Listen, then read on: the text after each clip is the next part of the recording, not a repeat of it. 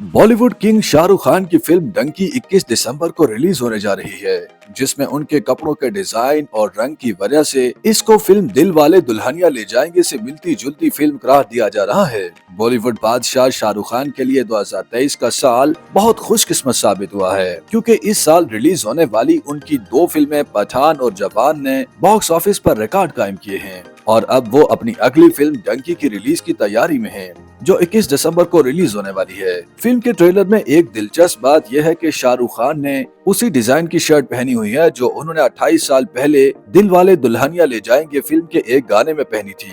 इस बात पर मद्दाहों ने अपनी खुशी का भी इजहार किया और हैरानी का भी। सोशल मीडिया प्लेटफॉर्म एक्स पर एक सारिफ ने शाहरुख खान से इसकी वजह पूछी तो उन्होंने बताया कि 28 सालों में उनकी 11 सर्जरीज हो चुकी हैं, मगर वो इस बात पर बहुत खुशी महसूस करते हैं कि इतने तवील अरसे बाद भी वो माजी जैसे पुरजोश अंदाज में परफॉर्म कर सकते हैं। मज़ाहिया अंदाज में कहा कि उन्हें खुद यकीन नहीं आता कि वो आज भी उसी साइज की शर्ट में फिट आ सकते हैं जो उन्होंने 1995 में पहनी थी। कुछ सारिफीन ने यह भी जानना चाहा कि क्या फिल्म डंकी में भी कोई रोमांटिक गाना है, जिस पर अदाकार ने जवाब दिया कि ऐसा हो ही नहीं सकता कि मैं फिल्म में हूँ और रोमांस न हो। अब से कुछ ही दिनों बाद रिलीज होने वाली फिल्म डंकी में शाहरुख खान के साथ भारतीय अदाकार विकी कौशल और तापसी पन्नू भी मरकजी किरदारों में नजर आएंगे। मगर सवाल यह है कि क्या किंग खान इस साल तीसरी हिट फिल्म देकर बॉलीवुड पर अपना राज कायम रख सकेंगे, जिसका जवाब फिल्म के रिलीज होने के बाद ही मिलेगा।